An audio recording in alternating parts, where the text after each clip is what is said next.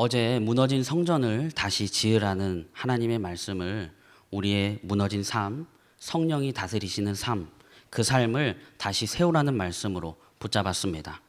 성령이 다스리시는 삶을 사는 것은 무너진 예배에 대한 우리의 마음과 태도를 다시 세워나가고 주님의 말씀에 순종하고 주님을 경외할 때 주님께서 부어주실 은혜와 주님의 영광을 붙잡았습니다. 오늘 말씀은 백성들이 성전을 지으라는 주님의 말씀을 듣고 성전을 다시 재건한 지 3개월 정도가 흘렀습니다. 그 상태에서 주님께서 학개를 통해 제사장과 대화를 하시며 거룩한 것과 부정한 것에 대해 이야기를 나누는 장면입니다. 오늘 말씀을 함께 묵상하면서 두 가지를 붙잡고 기도하고 싶습니다. 첫 번째로 우리 안에 거룩함이 회복하는 것을 놓고 붙잡고 기도하고 싶습니다. 오늘 말씀 11절부터 14절을 보면 나 만군의 주가 말한다. 너는 제사장들에게 율법의 가르침이 어떠한지 물어보아라. 어떤 사람이 거룩하게 바쳐진 고기를 자기 옷자락에다 쌌는데 그 옷자락이 빵이나 국이나 포도주나 기름이나 다른 어떤 음식에 닿았다고 하여 이러한 것들이 거룩하여지느냐고 물어보아라. 학개가 물어보니 제사장들이 그렇지 않다고 대답하였다. 학개가 또다시 시체에 닿아서 더러워진 사람이 이 모든 것 가운데서 어느 것에라도 닿으면 그것이 더러워지는지를 물어보니 제사장들이 그렇다고 대답하였다. 이에 학개가 외쳤다. 이 백성은 정말 더러워졌다. 이 민족은 내 앞에서 정말 그렇다. 나 주의 말이다. 그들이 손으로 하는 모든 일이 그렇고 그들이 제단에 바치는 것도 모두 더러워졌다. 학개와 제사장이 대화를 나눕니다. 원래 예전부터 정해졌던 예배와 예배의 방법이 있었습니다. 우리가 성찬식을 하는 것처럼 진행하는 방법도 있었고 제사와 예배에 거룩하게 구별하는 방법이 있었습니다. 그래서 학개가 거룩하게 바쳐질 고기를 자기 옷에다 잘 포장했는데 그 옷자락이 다른 것에 닿으면 그 다른 것들이 거룩해지냐 묻습니다. 또 시체가 닿아서 더러워진 사람이 앞에 읽었던 빵이나 국이나 기름이나 포도주에 이런 것들에 닿으면 더러워지냐 묻습니다. 그렇게 제사장의 대답을 들은 학개는 제사장들을 향해 더러워졌다, 부정해졌다 이렇게 말합니다. 귀환한 백성들에게 하나님께서는 가장 먼저 성전을 지으라고 말씀하시지만 여러 이유로 중단되게 됩니다. 그리고 하나님의 말씀을 따르지 않은 상태로 임시로 마련된 곳에서 제사와 예배를 드렸습니다. 구별되어야 하고 예배드리는 방법이 있었지만 백성들은 성전을 짓지 않고 하나님의 말씀을 따르지 않고 자신들의 형편에 맞게 하나님의 말씀을 미루고 부정한 예배를 드렸습니다. 하나님께서는 이것을 부정하다고 말씀하십니다. 하지만 하나님께서는 성전을 지으라는 하나님의 말씀을 따르지 않는 백성들을 향해 너희가 지금까지 했던 모든 것이 부정하다. 너희가 드린 제사, 예배, 예식 모두 더럽다. 이렇게 말씀하십니다. 백성들이 제사를 드리고 예배했지만 정해진 방법이 아니라 하나님의 말씀을 따르지 않고 하나님의 방법을 따르지 않고 자신들의 형편에 맞게 드린 것이 부정하다고 말씀하십니다. 저는 이 대화에서 저 자신에게 질문해 보게 되었습니다. 나는 하나님의 말씀을 따르고 있나? 나도 예배를 드리고 찬양하고 있는데 나는 거룩한가? 하나님의 말씀을 미루고 있진 않나? 질문해 보게 되었습니다. 모태신앙으로 어려서부터 예배를 드렸고 사역자의 꿈을 가진 상태로 그 꿈을 키우며 예배를 드리고 지금 현재 사역자로서 주님 앞에 예배하고 그렇게 살아가고 있는데 거룩하지 않을 수 있구나. 예배를 얼마나 많이 드렸고 교회에서 어떤 일을 했고 어떤 사역을 하고 어떤 섬김을 하고 있고 이런 것과 거룩함은 다르다는 것을 알게 됩니다. 삼손이 나시린으로 태어납니다. 나시린은 태어나면 몇 가지를 지켜야 했는데 일단 머리털을 자르지 않고 술을 피하고 죽은 것에 손을 대면 안 됐습니다. 하지만 삼손의 삶을 보면 그렇지 않은 것을 보게 됩니다. 어렸을 때 삼손의 이야기를 들으면 그냥 블레셋 사람들 많이 죽인 힘센 사람으로 생각했습니다. 하지만 말씀을 읽고 묵상하던 중에 몇 가지를 깨닫게 되었습니다. 삼손이 딥나에 있는 이방 여자에게 장가를 들고 싶어서 딥나와 삼손이 사는 동네를 왔다 갔다 하던 중에 딥나에 있는 포도원에서 사자를 만나게 됩니다. 그리고 그 사자를 찢어 죽입니다. 얼마 뒤에 길에서 벗어나 자기가 죽인 사자가 있는 곳으로 가보게 됩니다. 그 죽은 사자의 시체에 벌떼들이 있었고 꿀이 고여 있는 것을 보게 됩니다. 그리고 그것을 손으로 떠서 먹게 되죠. 부정한 것에 손을 댑니다. 하나님께서 블레셋을 치실 계기로 이 일을 하셨는데 그 과정 속에서 삼손은 부정한 것에 손을 대고 결국 하나님의 말씀을 따르지 않는 부정한 모습을 보게 됩니다. 그 이야기 후에 삼손이 블레셋 사람 1000명을 죽이는 이야기가 나옵니다. 이 이야기만 들으면 와, 삼손이 1000명이나 죽였대. 말씀에도 보면 삼손이 힘을 쓰는 장면에서 이렇게 나옵니다. 주님의 영이 그에게 세차게 내리니, 이런 구절이 나오면서 와, 주님께서 삼손을 통해 일하셨네, 역사하셨네, 이렇게 생각했습니다. 하지만 자세히 보면 삼손이 주님의 일을 했지만, 주님께서 삼손을 통해 역사하셨지만 그 가운데서 부정했던 것을 보게 됩니다. 블레셋 사람 1000명을 죽인 도구가 바로 싱싱한 당나귀 턱뼈라는 것입니다. 싱싱한 당나귀 턱뼈는 우리가 생각하는 박물관에서 볼 수 있는 그런 앙상하고 하얀 뼈가 아닙니다. 싱싱하다는 것은 죽은 지 얼마 되지 않은, 아마 피가 뚝뚝 떨어지는 당나귀 턱뼈였습니다. 또다시 부정한 것에 손을 대게 됩니다. 삼손이 부정했지만 주님께서 승리하게 하십니다. 온전히 주님의 은혜로 삼손의 부정함을 덮어주셨습니다. 백성들이 정해진 예배 방법이 아니라 성전 없이, 주님의 말씀 없이, 주님의 방법이 아니라 자신들의 형편대로 예배를 드렸습니다. 그 예배와 제사는 거룩하지 않았지만 하나님께서 은혜로 덮어주신 것입니다. 하나님의 말씀, 하나님께서 알려주신 방법을 미루었던 백성들은 결국 거룩하지 않았다는 것을 보게 됩니다.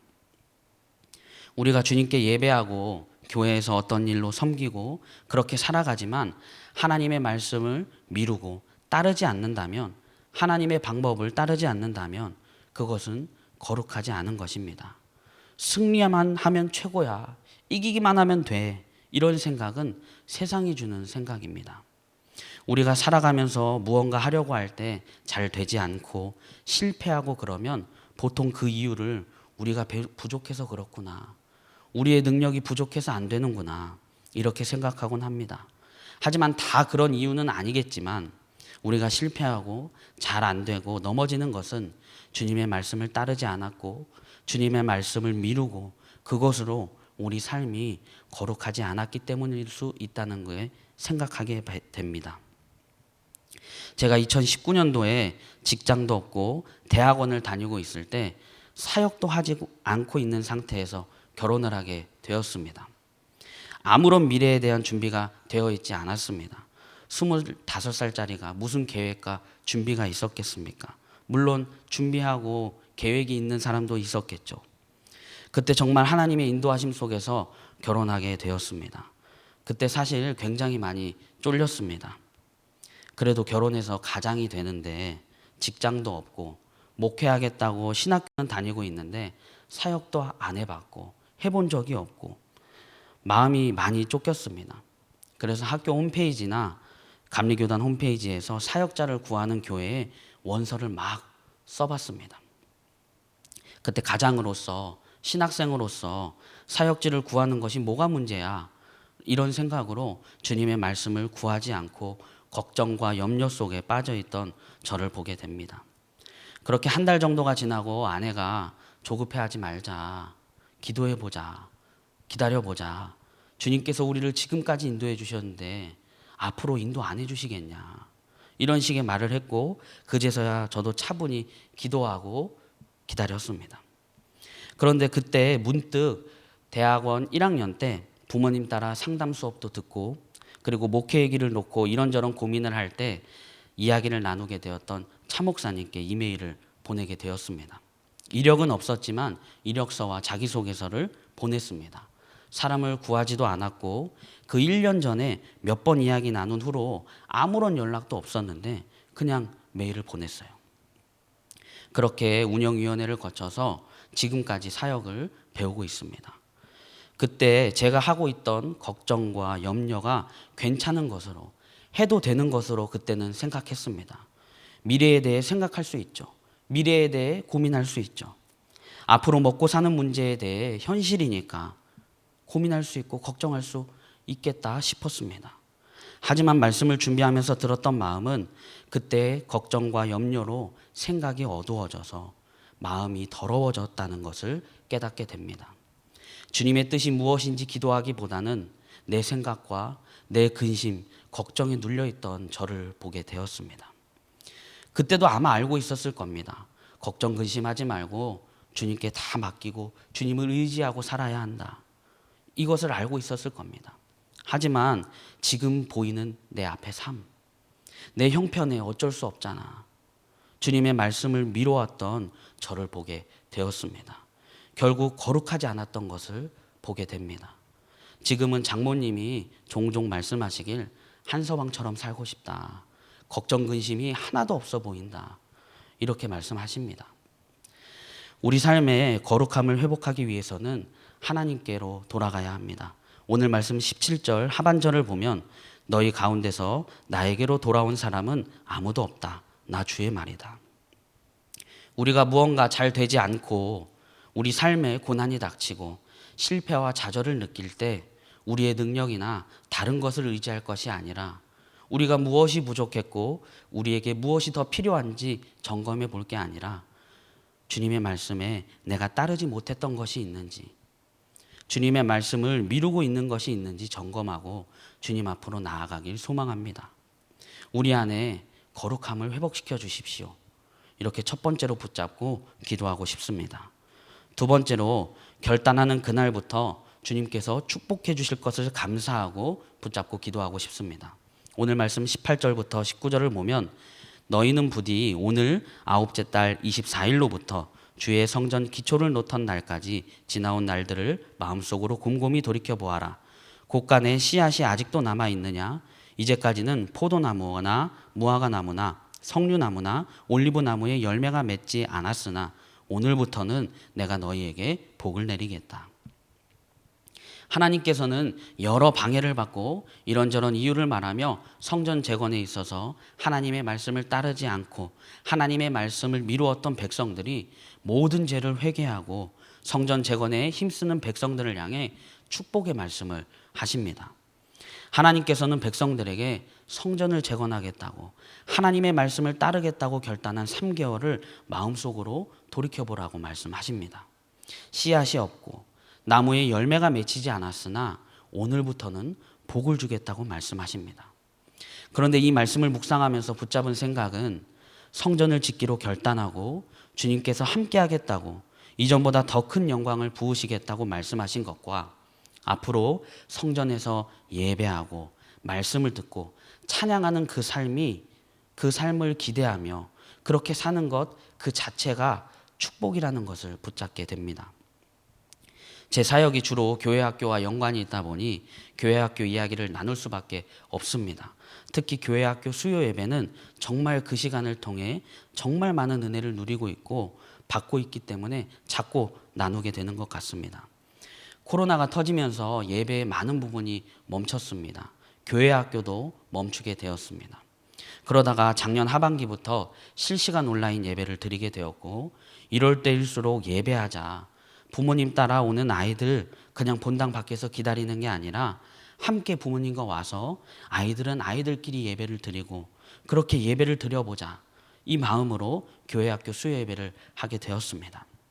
사실 제가 아이들을 휘어잡는 그런 뛰어난 강사도 아니었고 그런 능력도 없고 말씀을 잘 전하는 것도 아니고 재미있는 프로그램이나 그런 시간이 있는 것도 아닌데 수요 예배를 하겠다고 결단하고부터 지금까지 이 교회 학교 수요 예배를 통해 정말 많은 은혜를 누리고 주님이 주시는 복을 아이들은 모르겠지만 함께 아이들과 나누고 있습니다.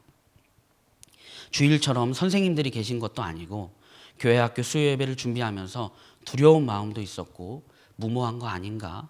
아무도 안 오는 거 아닌가? 이게 진짜 될까? 진짜 3명, 4명 이렇게 데리고 하는 건가? 내가 아이들과 함께 예배할 수 있을까? 이런 마음도 있었습니다. 하지만 어제 잠깐 나누었듯이 수요예배 찬양팀이 생기고 그렇게 처음 예배 드릴 때 11명의 아이들이 오고 코로나가 점점 나아졌을 때는 아이들과 함께 오는 성도님들도 늘어나면서 교회학교 수요예배만 15명, 16명 그렇게 모여 함께 예배하고 있습니다. 교회학교 수요예배 안에 주님이 부으시는 은혜를 정말 충만하게 누리고 있습니다. 앞으로의 수요예배를 기대하고 준비하고 있습니다. 물론 정말 많이 힘듭니다.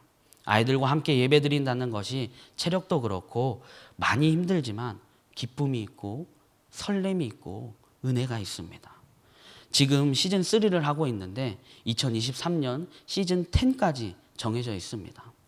그렇게 기쁨으로 주님이 주시는 복을 아이들과 함께 나누고 아직은 멀었지만 앞으로를 꿈꾸고 기대하고 있습니다. 결단한 그날부터 오늘부터 주님께서 놀라운 축복을 내리십니다. 결단한 그 순간 우리의 마음이 변하게 되고 우리의 시선이 변하게 됩니다. 이미 우리에게 주신 축복을 누리고 앞으로 주실 축복을 기대하며 감사하며 나아가길 소망합니다. 악마가 지옥에서 회의를 했답니다. 어떻게 하면 기독교인들을 전부 실족시키느냐 이런 주제를 갖고 회의를 했답니다. 그러자 젊은 악마가 말하길 그것은 간단합니다. 기독교인들을 전부 죽이면 됩니다. 라고 말했습니다. 이 말을 들은 늙은 악마가 말하길 옛날에 기독교인들을 많이 죽여봤는데 기독교인 한 사람을 죽이면 순교의 피가 씨가 되어 기독교인들이 몇백 몇천으로 늘어나기 때문에 오히려 손해를 봤다고 했습니다. 그러자 또 다른 악마가 그러면 죽이지 말고 감옥에 가두면 전도하러 돌아다니지 못할 거 아니냐고 말했습니다. 늙은 악마는 그것도 쓸데없다고 대답했습니다. 감옥에 들어가면 감옥에서 모두 기도를 하는 바람에 기도에 불이 일어나 우리의 세력이 약해지더라고 이렇게 말했습니다. 또 다른 악마가 그 사람들을 아프게 하고 매를 좀 때리면 됩니다. 이렇게 말했어요. 늙은 악마는 그것도 안 된다고 말했습니다. 매를 한 대 때리면 그 아픈 자리에서 예수가 몇백 개 생겨나고 매를 때리면 때릴수록 손해가 난다고 말했습니다. 또 다른 젊은 악마는 남녀 성문제를 갖고 실족하게 하면 됩니다. 이렇게 말했습니다. 늙은 악마는 그것은 좋은 방법이고 성공률도 있었지만 결국은 손해라고 말했습니다. 한 사람이 실족하면 7계명을 어겼다고 모든 사람이 설교를 해서 사람들이 느닷없이 갑옷을 입고 무장을 하고 준비하게 돼서 안 된다고 했습니다. 그래서 늙은 악마가 한 가지 꾀를 내게 됩니다. 예수를 잘 믿게 하고 기도도 하게 하고 성경도 읽게 하고 전도도 하게 하고 사랑도 하게 하자. 전부 하도록 냅두자. 그런데 내일부터 하자. 내일부터 이 계략을 써보자. 이렇게 결정이 됩니다.